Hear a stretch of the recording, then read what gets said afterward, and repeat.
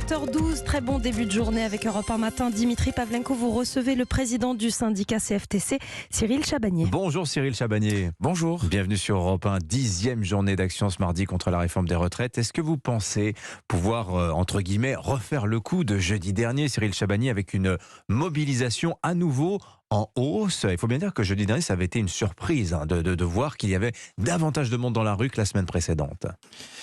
Oui, on espère aujourd'hui, peut-être pas une mobilisation en hausse, mais en tout cas faire aussi bien que la semaine dernière, qui a été une mobilisation historique.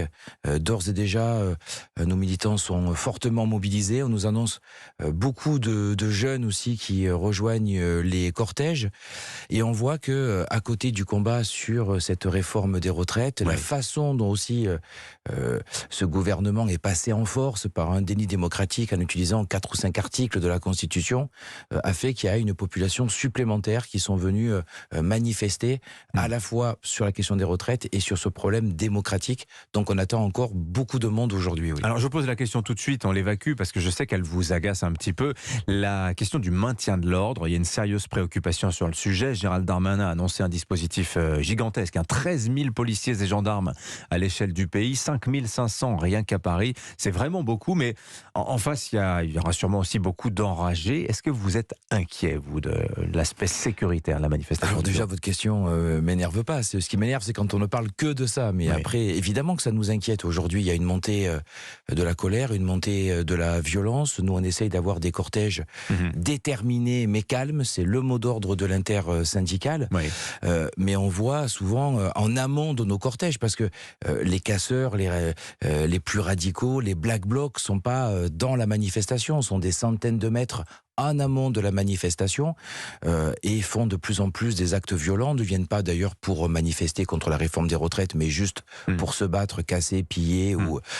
Et donc ça nous inquiète, parce que y compris chez nos manifestants, ces images de violence font que certaines personnes commencent à avoir des craintes sur manifester. Ils desservent le mouvement, vous pensez, Cyril Chabagnier? Oui, ils desservent le mouvement, puisqu'on entend de plus en plus de personnes nous dire j'ai envie de manifester, mais j'ai une certaine crainte par rapport à la sécurité, ou je viendrai que la première heure, parce que on sait que ça dégénère souvent plutôt dans la deuxième partie de la manifestation, donc ça nous dessert.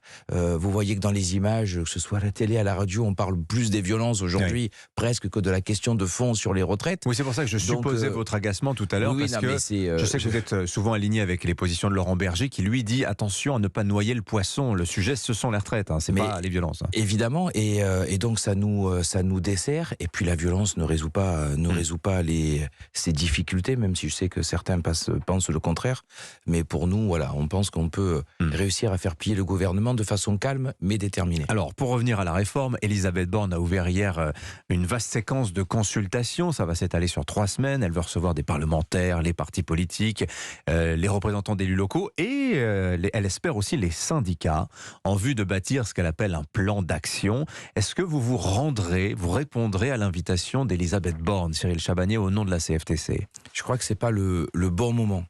Aujourd'hui, on a un combat sur les retraites. Si la Première ministre veut qu'on vienne parler avec elle, il faut retirer ce texte, ou tout au moins le suspendre. Vous y voyez une tentative quelque part, entre guillemets, de débauchage individuel des uns des autres? Non, c'est pas du débauchage, on passe à autre chose. Voilà. Il y a des tas de sujets importants à traiter, ce qui est vrai. On passe à autre chose. Mais aujourd'hui, avec le combat qu'on mène depuis 2 mois, on ne peut pas passer à autre chose. Vous avez entendu Olivier Véran, porte-parole du gouvernement, qui dit la loi sur la retraite est derrière nous. Pour lui, c'est terminé. Sauf qu'il oublie qu'on a un rendez-vous très important. C'est le rendez-vous du Conseil constitutionnel qui a, dans un maximum de 3 semaines, il peut rendre son avis avant.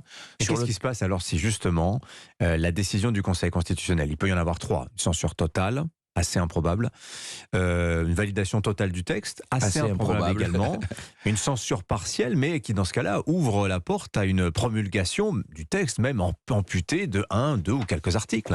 Alors déjà, ça va dépendre les articles sur lesquels le Conseil va évidemment, si c'est l'article 7, parce qu'on est à peu près certain aujourd'hui que ce texte ne sera pas validé dans son intégralité. Et par contre, on a encore espoir que le texte soit invalidé dans sa globalité, puisqu'il y a beaucoup de recours sur la procédure elle-même.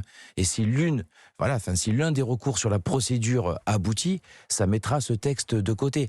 Donc on voit bien que on ne peut pas discuter sur ces sujets avant que le Conseil constitutionnel ait rendu son avis, et l'intersyndicale d'ailleurs, parce qu'il faut sortir de cette crise, et de cette explosion sociale aujourd'hui. Donc l'intersyndicale a déjà demandé à ce qu'on mette cette réforme sur pause, et demander qu'on mette en place une médiation pour essayer de reparler de l'ensemble des sujets sur le travail, y compris sur le financement de notre protection sociale.